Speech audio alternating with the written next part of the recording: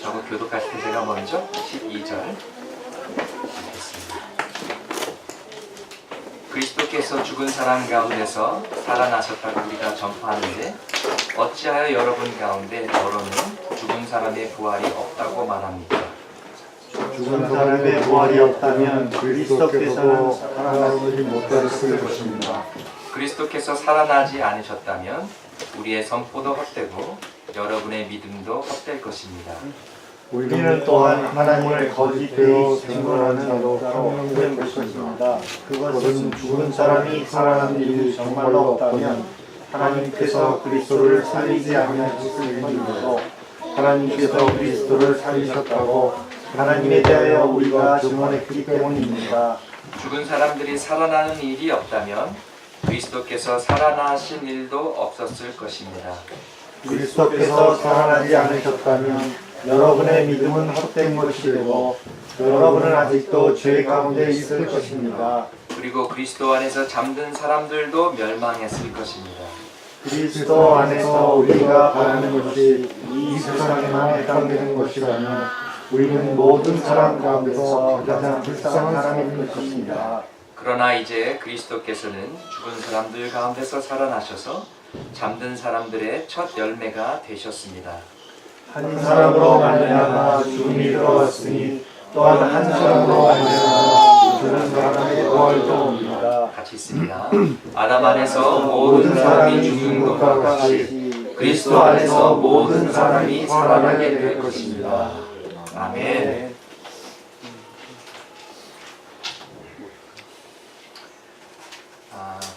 예수님께서 부활하셨습니다. 알렐루야.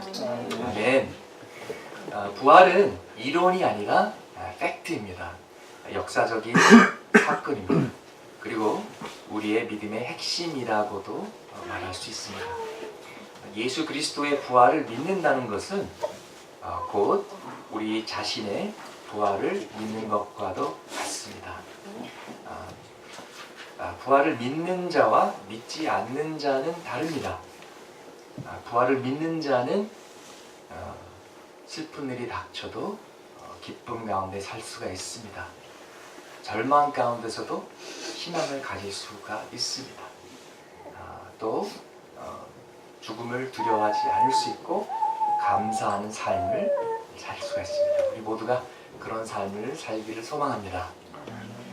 12절 말씀에 부활의 내용이 처음부터 복음의 핵심이었던 것을 우리가 알 수 있습니다. 예수님의 부활이 없었더라면 기독교는 생기지 않았을 것입니다. 초대교회는 세워지지 않았을 것입니다. 부활 전의 제자들의 모습이 어떻습니까? 도망가고 집에서 숨어있고 겁먹고 그런 모습을 우리가 볼 수 있습니다. 그러나 제자들이 그렇게 겁이 많던 그 제자들이 부활하신 예수님을 만나고 변화됩니다. 담대해지고 핍박과 또 순교 앞에서도 두려워하지 않고 끝까지 복음을 전한 변화된 모습을 우리가 알고 있습니다. 중국 교회는 두 가지 교회가 있습니다.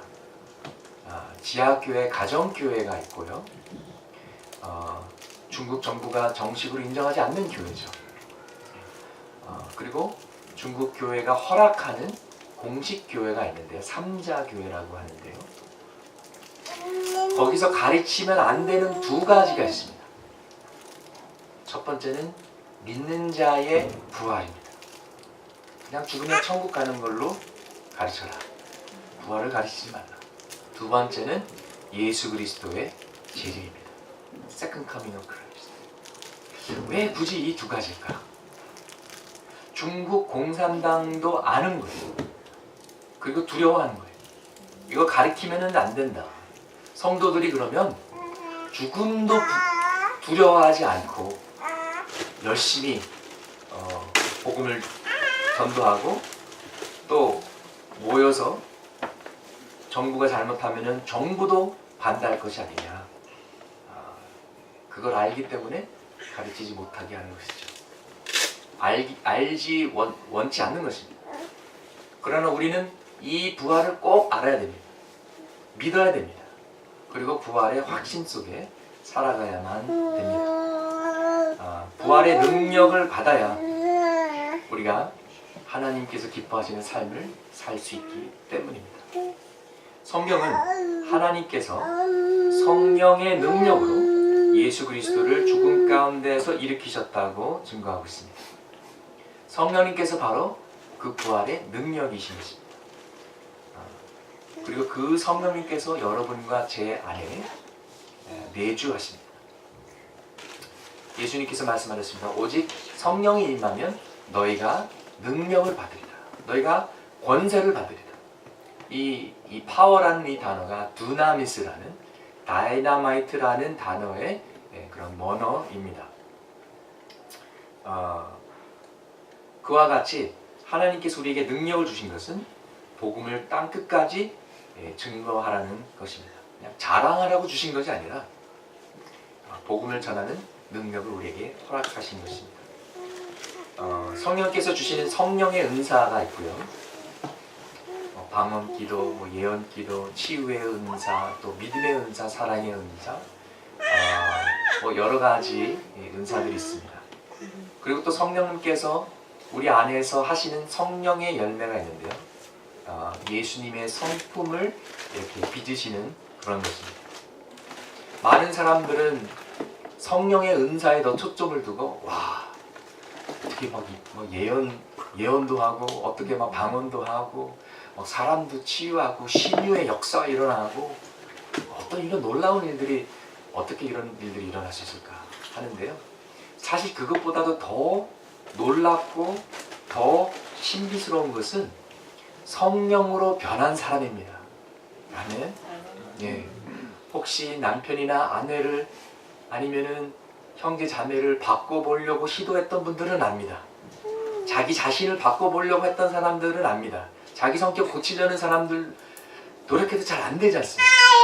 그런데 성령이 임하면 술 두정뱅이가 정말 술 딱 끊고 주님을 위해서 살고 폭력을 일삼던 사람이 자상한 사람으로 변화되고 이것은 오직 복음만이 하나님만이 하실 수 있는 능력인 것입니다.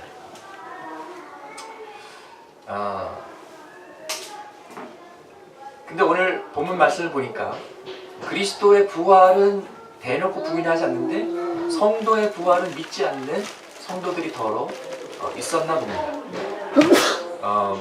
고린도 교회의 성경 공부가 좀 약했는지 그래서 바울이 물어봅니다. 왜 죽은 사람의 부활이 없다고 말합니까?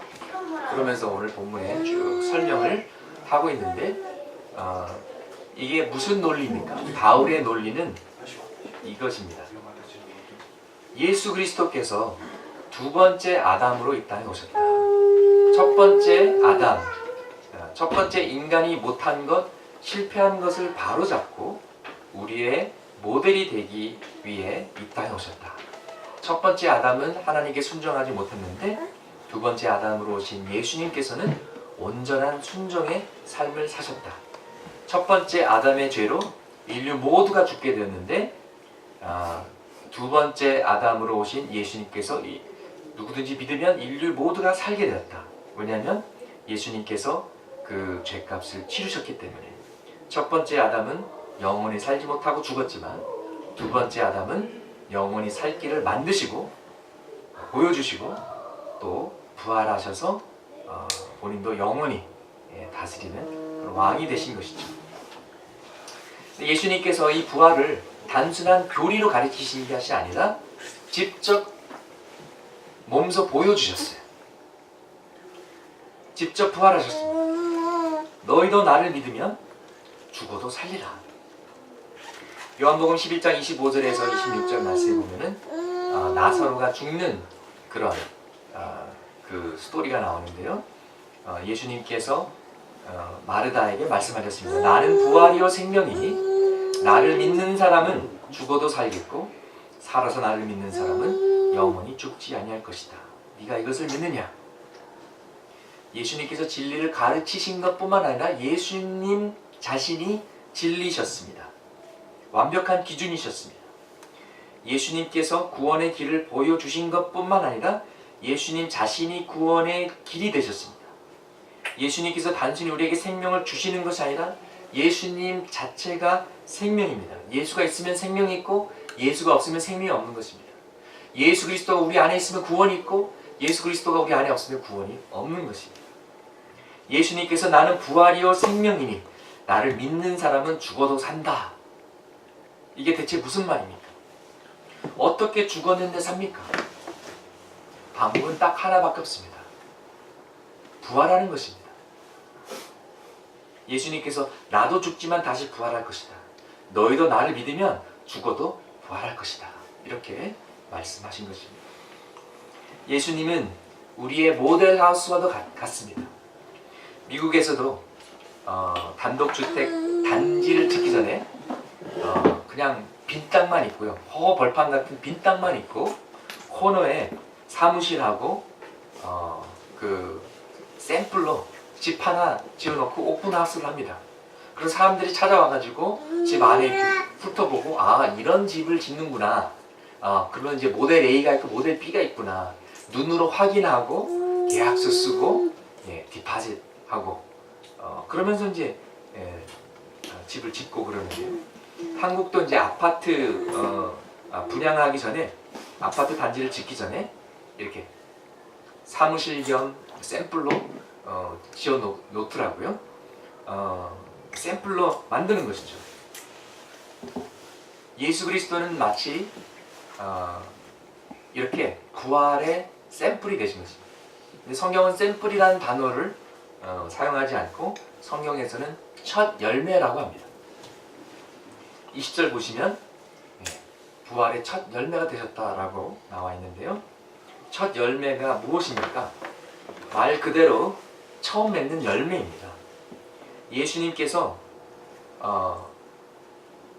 6월절 밤에 잡히셔서 금요일날 십자가에 달리시고 그리고 첫 번째 날 주일날 부활하셨는데 그 날이 바로 첫 열매의 축제의 날인 초실절이라고 합니다. Feast of First Fruits. 이 초실절이라는 것은요. 이제 먼저 6월절 만찬이 이제 목요일 저녁에 있고요. 6월절 다음에 찾아오는 첫 번째 안식일 토요일을 지나고 바로 다음날 새벽에 주일 새벽이죠. 이스라엘 전체를 대표해서 처음 익은 곡식을 베어와서 성전에서 제사를 드리는 것을 초실절이라고 합니다. 그 초실절 제사의 의미는 하나님께서 이 곡식을 거둘 수 있게 하셨다는 감사의 의미가 있고요. 그 의식을 대표적으로 진행한 뒤에야 백성들이 비로소 자신의 밭에 곡식에 낫을 댈 수가 있었습니다. 근데 이제 이스라엘에서는 이제 시기적으로 이때 이제 보리를 바치게 되죠. 보리나 밀을 바쳐야 되면 밀은 아직 추수할 때가 아니기 때문에 주로 보리를 바치게 됩니다. 그래서 초실절의 이제 농사적 이름은 이제 맥추절이라고 합니다. 맥주는 보리에서 만든 주스이기 때문에 맥주라고 하잖아요. 같은 뜻이에요. 맥주. 같은 보리를 추수한다. 보리로 뭐 술을 만든다. 그래서 진정한 부활절 식사는 맥주와 함께해야 더 성서적이지 아닌가 생각해 봅니다. 전도의 길이 확 열릴 것 같습니다. 히브리어로 첫 열매의 절기를 말할 때 비쿠림이라는 단어를 사용하는데 단어의 근원과 뜻은 장자라는 뜻입니다. 장자라는 뜻인 비코르라는 것인데 처음 하나님께서 이스라엘을 지칭하는 단어였습니다.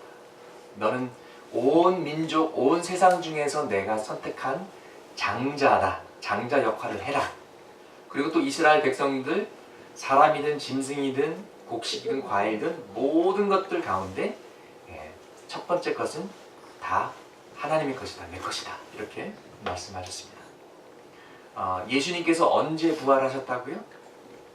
초실절, 첫 열매의 축제의 날에. 그래서 부활의 첫 열매가 되셨고 하나님께 온전히 바쳐지신 것이죠. 하나님의 장자가 되셨고 우리의 큰형, 우리의 큰 오빠가 되신 것입니다. 좀 뭐 조직에 들어온 것 같죠? 우리는 큰 형님을 모시고 삽니다. 우리의 큰 형님이 되신 거예요. firstborn 장자가 하나님의 장자가 되신 것이죠. 자, 농사철에 첫 열매가 있으면 그 다음에는 무엇이 있죠? 첫 열매가 있으면은 두 번째 열매, 세 번째 열매가 있죠. 첫 번째 추수가 있으면 두 번째 추수, 세 번째 추수가 있죠. 본격적인 수확이 첫 열매를 따르는 것입니다. 첫 열매만 있고 두 번째 열매 없고 그 다음에 아무것도 없으면은 별 의미가 없는 거예요. 첫 열매는 두 번째 열매도 있다라는 것을 전제로 합니다. 예수님께서 부활의 첫 열매가 되셨다는 것은 예수를 믿는 자들이 죽어도 나중에 부활해서 두 번째 열매, 세 번째 열매가 된다는 뜻입니다. 할렐루야! 첫 열매가 없으면 두 번째, 세 번째 열매도 당연히 없죠. 근데 두 번째, 세 번째 열매가 있어야만 첫 열매가 있는 거예요. 두 번째 열매, 세 번째 열매가 없으면 유일한 열매가 되는 거죠. 첫 열매가 아니라. 예수님의 부활이 없으면 우리의 부활도 없어요. 두 번째, 세 번째 부활을 기대할 수 있는 근거가 없는 것입니다. 그래서 예수님의 부활이 중요한 것입니다. 또 우리의 부활이 미래에 있기 때문에 예수님의 부활이 첫 열매, 첫 번째 부활이라고 불리는 것입니다. 아멘. 그래서 오늘 본문 13절에 15절에 이런 논리를 펼치는 것입니다. 부활은 있다라는 것이죠. 죽은 자의 부활이 없으면 예수 그리스도의 부활도 없다. 예수 그리스도의 부활이 없으면 우리의 부활도 없다. 이 예수님의 부활과 우리의 부활이 직접적인 연결이 있기 때문에 같이 간다라는 것입니다. 그래서 14절 말씀에 만약에 부활이 없다면 우리의 믿는 거 다 헛된 것이다. 왜? 예수님은 진짜 메시아가 아니니까. 부활하신다고 약속하셨는데 부활 안 하셨으면 가짜잖아요. 거짓말쟁이잖아요. 또 15절에 그러면 그 복음을 전하는 우리도 거짓말쟁이겠네? 우리도 사기꾼이겠네? 거짓 증인이네? 그리고 17절에 만약 그렇다면 우리의 죄가 사함을 받지 않았고 우리가 아직 죄 가운데 있네. 예수님 우리 죄를 위해 대신 죽으셨는데 속죄물로 십자가에서 돌아가셨는데 하나님의 어린 양이 되셨는데 하나님께서 그 제사를 받으셨을까요? 안 받으셨을까요? 그리고 그걸 우리가 어떻게 알죠? 죽은 것만 보면은 뭐 많은 사람들이 죽잖아요. 근데 예수님의 죽음과 다른 사람들의 죽음과 뭐가 다르지? 하나님께서 예수님의 속죄물을 받으셨는지 안 받으셨는지는 부활로 알 수가 있습니다. 부활은 사람이 하는 게 아니에요. 사람이 할 수 있는 게 아니에요. 하나님만 하실 수 있는 것이 부활인데 예수님 전에 그리고 예수님 후에 아직까지는 전무후무한 것이 부활입니다. 아무도 부활한 사람이 없었어요. 그런데 하나님께서 예수님을 부활시키셨다라는 것은 하나님께서 예수님의 십자가 제사를 받으셨다라는 것을 증거하는 것입니다. 예수님은 진짜라는 증거입니다. 진짜 메시아 맞다. 예수님께서 부활하시겠다고 약속하셨는데 약속을 지키셨고 예수님의 말씀은 진리다. 예수님은 하나님이다. 하나님은 죽은 자도 살리시는 능력의 하나님이시다. 그래서 우리의 죄도 용서하실 수 있는 능력이 있다. 권세가 있으시다. 바로 이것입니다.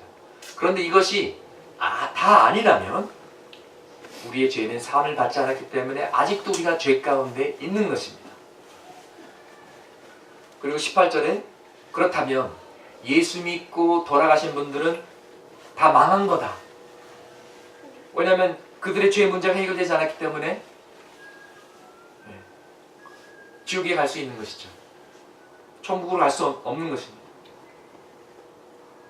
또 19절 말씀에 우리가 예수 믿고 얻는 것이 이 땅에서 다라면 우린 정말 불쌍하다. 왜냐하면 사도 바울과 디모데, 누가, 실라 이분들은 선교 여행을 하면서 물질적인 축복을 받고 5스타 호텔에서 묵으면서 좋은 음식 먹고 그러지 않았거든요. 고난과 어려움이 늘 있었습니다. 일상이었습니다. 가는 곳마다 고생바가지였습니다. 가는 곳마다 목숨의 위협을 받고 핍박을 받고 얻어 터지고 돌에 맞고 바다에 빠지고 감옥에 가고 굶고 왜요? 복음 때문에, 영혼의 구원 때문에, 부활의 소망이 있었기 때문에 이런 고난을 감수했던 것이죠. 그런데 믿는 것이 다 가짜라고? 예수님이 부활하지 않으셨다고? 그렇다면 그거보다 더 큰 낭패는 없는 것입니다. 우리 20절, 9절 한번 같이 읽으시겠습니다. 그러나 이제 그리스도께서는 죽은 사람들 가운데서 살아나셔서 잠든 사람들의 첫 열매가 되셨습니다. 아멘. 우리가 믿는 게 헛되지 않아요. 우리에게는 부활이 있어요. 예수님은 진짜예요. 네. 예수님께서 누구의 첫 열매가 됐습니까? 잠든 사람들의 첫 열매가 되신 것입니다. 부활의 첫 열매가 되신 것입니다. 여러분, 제가 목사이기 때문에 이제 결혼식도 이제 주례하고 또 장례식도 집례를 하는데요. 제가 장례식을 집례할 때 유가족들에게 드릴 수 있는 어쩌면 유일한 위로 그리고 최고의 위로는요, 부활의 소망입니다. 부활의 소망이에요. 아버님이, 할머니가, 어머님이 예수 믿고 돌아가셨기 때문에 천국에 가셨습니다. 지금 땅 밑에 차가운 땅에 묻히신 것이 아니라 하나님 아버지 품에 안기셨습니다. 그렇기 때문에 굿바이가 아니라 굿나잇입니다. 저녁에 잘 때 잘 자, 굿나잇, 그 인사는 눈 뜨면 아침이고 아침에 서로 만난다는 것을 전제합니다. 굿바이는 굿바이예요. 근데 예수 믿고 죽으면 또 우리도 예수 믿고 죽으면 천국에서 다시 만나기 때문에 영원한 이별이 아니라 잠시 헤어지는 것이랍니다. 내가 먼저 갈게. 그래 아빠, 그래 엄마, 그래요 여보, 우리 잠시 후에 봐요. 천국에서 기쁨의 리유니언이 있는 줄 믿습니다. 제가 미국에서 베델교회에서 이제 부목사 생활할 때 어느 형제님의 어머님이 돌아가셔서 제 장례를 맡게 됐는데요. 어머님은 정말 신앙이 좋으시고 잘 믿으신 분이었는데 아들은 그냥 가끔씩만 이제 교회 가는 그런 성도였습니다. 그런데 안타깝게도 어머님이 돌아가실 때 마침 그 아들이 식구들하고 그랜드 캐니언 여행을 하고 있었어요. 근데 이제 그랜드 캐니언 깊숙한 숲속에는 이제 전화가 잘 안 되잖아요. 그래서 어머님이 위급하다는 그 소식을 전해 듣지 못하고 임종을 지키지 못한 거예요. 어머님이 돌아가신 다음에 알게 돼서 더 가슴이 아팠는데 제가 그때 이제 위로하시면서 제가 위로해드리면서 이 말씀을 드렸어요. 어머님 사랑하십니까? 어머님 다시 만나고 싶으십니까? 그러면 방법이 있습니다. 예수를 잘 믿으십시오. 옛날처럼 1년에 한두 번 오는 그 정도로 믿지 마시고 제대로 믿고 열심히 믿으십시오. 그리고 기회가 되시면은 제자반 훈련도 받으십시오. 그래서 은혜스럽게 장례를 잘 마치고 1년 정도 지나고 보니까 아니 이 형제님이 진짜 제자반을 하고 계시더라고요. 할렐루야. 네. 그렇습니다. 우리 식구가 예수를 믿으면 최악의 시나리오, 네. 김정은이 깜빡해가지고 버튼 눌러가지고 미사일이 떨어지고 트럼프가 갑자기 열받아가지고 또 뭐 선제 공격해서 뭐 어떤 일이 벌어지더라도 아니 벚꽃놀이 차 타고 구경하다가 일가족이 사망하는 그런 뉴스들이 종종 접하는데 우리의 인생은 사실 1초 앞으로 내다볼 수 없는 것입니다. 우리 어린아이들 잠깐 눈판 사이에 홍서가 떼굴떼굴 구르기도 하고 생각만 해도 끔찍하죠. 그러나 우리가 하나님을 의지할 때 하나님의 손에 우리의 삶을 맡겼을 때 하나님께서 우리의 인생을 끝까지 책임지신다라는 것입니다. 그리고 궁극적으로 천국에 우리를 받아들이셔서 영원한 삶을 살게 하신다는 것이 바로 이것이 복음의 메시지요 좋은 소식인 것입니다. 또 반대로 저에게 가장 절망적인 장례식 기억이 있는데요. 돌아가신 분이 전혀 예수를 믿지 않으셨던 분이셨습니다. 가족들도 뭐 잘 교회를 나가지 않는 그런 분들이었는데 교회 나온 지 아마 얼마 안 되신 분들이었는데 제가 어떻게 위로해 드릴 말씀이 없었어요. 정말 난감하더라고요. 뭐라고 얘기합니까? 오히려 복음을 명확하게 설명해 드리면 더 아픔이 될 것 같아서 그저 아버님 살아계실 때 좋았던 추억을 기억합시다. 아버님의 사랑에 감사합시다. 뭐 이런 말밖에 해드릴 말씀이 없더라고요.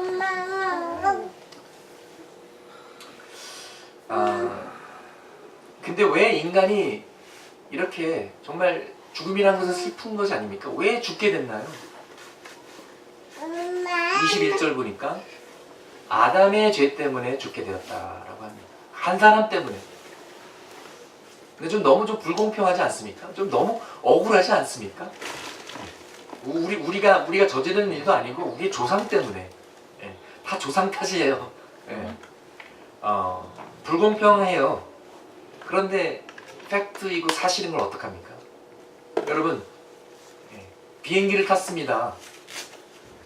200명, 300명이 탔어요. 근데 조종사가 뭐 좀 기분 안 좋은 일이 있어가지고 술을 좀 많이 했어요. 그래서 결국 조종사 때문에 비행기 전체가 추락해가지고 200명, 300명이 다 죽었습니다. 한 사람 때문에. 불공평하죠? 네, 불공평합니다. 그러나 그런 일들이 벌어집니다. 사실입니다. 아담의 죄 때문에 온 인류가 망하게 됐습니다. 죽게 되었습니다. 불공평하죠. 그러나 똑같은 대리 법칙이 똑같이 대신하는 법칙이 예수 그리스도 두 번째 아담을 통해서 적용이 되는데 한 사람 때문에 망했지만 또 한 사람 때문에 우리가 구원을 받게 됐는데 예수 그리스도 두 번째 아담을 믿으면 인류 모두가 우리 모두가 구원을 받게 된 것입니다. 할렐루야. 아멘. 네. 자, 그러면 잠시 적용 포인트를 좀 생각해 보길 원합니다. 첫 번째, 먼저 우리부터 확실히 믿자. 부활의 확신을 가지자. 예수님이 부활하셨기 때문에 나도 부활할 것이다. 그래서 여러분 죽음을 두려워하지 마시고 부활의 소망을 가지고 사시기 바랍니다. 두 번째, 우리 사랑하는 식구들부터 챙기자. 지인들, 친척들, 친구들, 직장의 동료들, 가까운 사람들부터 챙겨야겠습니다. 기회가 되든지 안 되든지 복음을 전하고 이제 다 죽어가는 병실에서 나누지 말고 before it's too late, 그 전에 기회가 될 때마다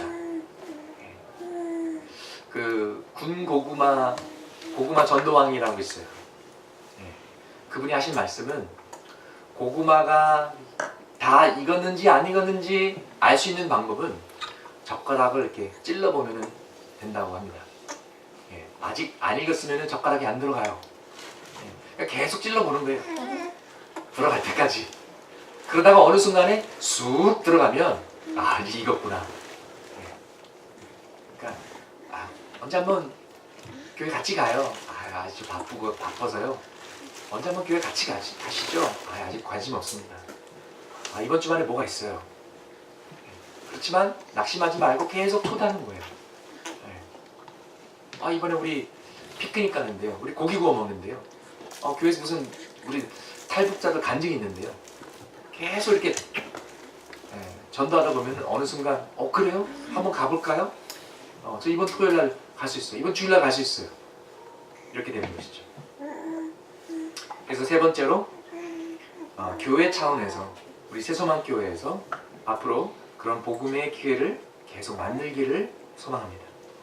그리고 초청하고 이벤트를 만들고 또 교회에 왔을 때 따뜻하고 편안한 분위기를 만들자. 그래서 쉽게 복음을 접할 수 있도록. 자, 우리가 언제 부활합니까? 예수님께서 이 땅에 다시 오실 때 우리가 부활합니다. 천사의 나팔 소리와 함께 우리는 부활할 것입니다. 우리가 죽은 크리스천들이 먼저 부활하고 그때 살아있는 크리스천들이 휴거되어서 공중에서 주님을 재림하시는 주님을 만날 것입니다. 고린도전서 15장 저희 본문에서 좀 더 내려가시면 52절에 이렇게 기록되어 있습니다. 마지막 나팔이 울릴 때에 눈 깜빡할 사이에 호련히 그렇게 될 것입니다. 나팔 소리가 나면 죽은 사람은 썩어 없어지지 않을 몸으로 살아나고 우리는 변화될 것입니다. 아멘. 근데 여러분, 지금까지는 우리가 믿는 자의 부활을 얘기했습니다. 예수 그리스도의 부활을 얘기하고 예수 그리스도를 믿는 자의 영광의 부활을 얘기했는데 예수 믿지 않는 사람도 부활하시는 거 아세요? 또 다른 부활입니다만은 예수 믿지 않는 사람도 누구나 다 부활합니다. 요한계시록 20장 11절에서 15절에 이렇게 기록되어 있습니다. 나는 크고 흰 보좌와 거기에 앉으신 분을 보았습니다. 땅과 하늘이 그 앞에서 사라지고 그 자리마저 찾아볼 수 없었습니다. 나는 또 죽은 사람들이 큰 자나 작은 자나 할 것 없이 다 그 보좌 앞에 서 있는 것을 보았습니다. 그리고 책들을 펴놓고 또 다른 책 하나를 펴놓았는데 그것은 생명의 책이었습니다. 죽은 사람들은 그 책에 기록되어 있는 대로 자기들의 행위대로 심판을 받았습니다. 바다가 그 속에 있는 죽은 사람들을 내놓고 사망과 지옥도 그 속에 있는 죽은 사람들을 내놓았습니다. 그들은 각각 자기들의 행위대로 심판을 받았습니다. 그리고 사망과 지옥이 불바다에 던져졌습니다. 이 불바다가 둘째 사망입니다. 이 생명책에 기록되어 있지 않은 사람은 누구나 다 이 불바다에 던져졌습니다. 여러분, 나사로가 다시 산 것은 부활이 아니라 소생이라고 말할 수 있습니다. Not resurrection, but resuscitation. 왜냐하면 나사로가 결국 조금 살다가 다시 죽었거든요. 지금까지의 진정한 부활은 오직 한 번밖에 없었습니다. 예수 그리스도의 부활입니다. 그러나 성도들의 부활이 임할 것입니다. 그때 함께 부활하기를 소망합니다. 그리고 마지막 날에 하나님을 믿지 않는 자들도 부활할 것입니다. 그러나 그들의 부활은 천국과 기쁨과 영광의 부활이 아니라 영원한 심판을 받기 위한, 그러자면 영원한 몸을 가져야 되기 때문에 부활하는 것입니다. 이 땅에서 사기치고 죄짓고 자기 마음껏 살았던 자들이 정의로운 심판을 받기 위해 부활하는 것입니다. 600만 명의 유대인을 학살하고 또 수많은 목숨을 빼앗아간 히틀러는 자살로 자기의 삶을 마감했지만 그러나 그렇게 쉽게 끝날 수는 없습니다. 그도 부활해서 하나님의 영원한 또 정당한 심판을 받고 죄의 대가를 치르게 될 것입니다. 왜 중국 공산당은 부활을 가르치지 못하게 하는 걸까요? 당도 두려워하지 않고 죽음도 두려워하지 않고 어떤 혁명이나 반정부 세력이 될까 두려운 것입니다. 우리는 부활의 혁명을 일으켜야 될 것입니다. 죽은 영혼들이 부활하는 예수혁명, 사회가 변화되는 예수혁명, 복음통일, 평화통일이 일어나는 혁명, 더 정의롭고 더 정직하고 더 합리적이고 더 공평한, 더 순결한 사회가 되기 위한 혁명. 혁명은 정치적인 표현이고요. 종교적인 표현은 부흥, 회복이라고 합니다. 부활의 능력이 이 모든 것을 가능케 함을 믿습니다. 그리고 우리가 이 부활을 개인적으로도 적응하길 원합니다. 여러분, 지금 개인적으로 힘든 시간을 지나고 계십니까? 여러분 삶 가운데 어려움이 있습니까? 앞이 깜깜하고 앞이 보이지 않고 미래가 불투명하고 낙심이 됩니까? 희망이 없는 것 같습니까? 기회가 없는 것 같습니까? 여러분, 죽음보다 더 절망은 없습니다. 죽음보다 더 강력한 협박은 없습니다. 남을 협박할 때 뭐라고 합니까? 너 죽을래? 왜냐하면 인간 차원에서는 죽음은 끝이기 때문에. 그러나 하나님께서 예수 그리스도를 부활시킴으로써 죽음이 끝이 아니다. 끝이라고 생각하는 끝에서 다시 시작을 하는 나의 능력을 보라고 말씀하십니다. 그래서 여러분이 끝이라고 생각했을 때 그것은 하나님의 시작이 될 수 있음을 믿으시길 바랍니다. 절망 가운데서 희망을, 죽음 가운데서 생명을 끄집어내시는 하나님께서 여러분이 다 죽었고 다 포기하고 더 이상은 미래가 보이지 않는 그 상황 속에서도 길을 여시고 막혔던 홍해 바다를 여시고 길을 내시는 하나님의 역사가 여러분 가운데 임하시기를 축원합니다. 여러분 이미 다 아시지만 저희 가족이 한국에 오면서 저희가 뭐 직장도 없었고요. 또 제 아내가 변호사로 미국에서 일했지만 7년이라는 변호사 경력 단절 때문에 어떻게 해볼 방법이 없었습니다. 그러나 하나님께서 기적적으로 그 직장을 허락하신 것이 저희들의 간증인데요. 사실 그것이 부활의 역사가 아니겠습니까? 여러분의 삶에도 동일한 부활의 역사가 임하길 원합니다. 또 혹시 여러분의 영적인 생활이 침체됐습니까? 여러분의 신앙에 부활이 필요합니까? 구원의 기쁨을 상실하셨습니까? 첫사랑이 식었습니까? 그렇다면 여러분과 저의 신앙생활에서도 부활의 역사가 임하길 원합니다.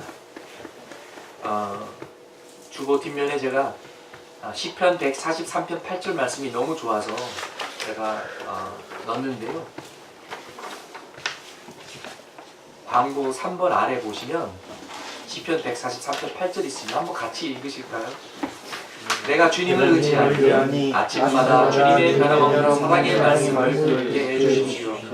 내 영혼이 주님께 의지하니 내가 가야 할 길을 알려주십시오. 매일 주님의 음성을 들려주시고 매일 내가 가야 할 길을 보여주시옵소서. 여러분 매일 성경 큐티 소홀했었다면 다시 시작하시기 바랍니다. 다시 예수 그리스도와 사랑에 빠집시다. 새소망교회는 정말 아무것도 없는 곳에서 시작되었습니다. 무에서 유를 만드는 역사입니다. 그래서 새소망교회 존재 자체가 부활의 역사라고 믿습니다. 그리고 새소망교회를 통해서 우리 사회가 다시 부활되고 또 회복되는 그런 부흥의 역사가 되기를 간절히 소망합니다. 그리고 부활하신 예수님을 믿는 여러분들이 바로 그 주인공들이십니다. 예수님께서 부활하셨습니다. 그래서 우리가 부활의 능력 가운데 살기를 원합니다. 부활의 능력은 소망이 없는 것에 소망을 가져다주는 능력입니다. 안 되는 것도 되게 합니다. 불가능을 가능케 합니다. 죽은 것도 살립니다. 그리고 회복하는 하나님의 능력입니다. 이 부활의 확신이 단순히 천국, 미래지향적인 것뿐만 아니라 오늘 우리 가정, 우리 교회, 우리 사회, 우리 민족, 여러분과 저의 삶 가운데서도 역사하시기를 주님의 이름으로 축원합니다. 기도하시겠습니다. 그렇습니다. 주님,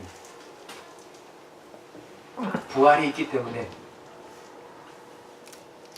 우리가 예수 그리스도가 진정한 메시아임을 알고 우리가 죄 사함을 받았음을 알고 또 우리에게도 부활의 소망이 있음에 감사를 드립니다. 주님, 우리가 지치고 낙심하고 주님 좌절할 때마다 부활하신 예수님을 붙잡게 하여 주시옵소서. 부활의 능력을 가지고 주님, 어렵다고 도망가지 않고 힘들다고 회피하지 않고 죽음에서 살아나신 예수 그리스도의 능력으로 모든 것을 극복하고 승리하는 저희들 되게 도와 주시옵소서. 아직도 연약하고 아직도 실수하는 저희들에게 부활의 능력이 일상생활에서 점점 묻혀지고 부활의 능력 가운데 우리들의 신앙이 뿌리를 내리고 성장케 하여 주시옵소서. 예수님의 이름으로 기도합니다. 아멘.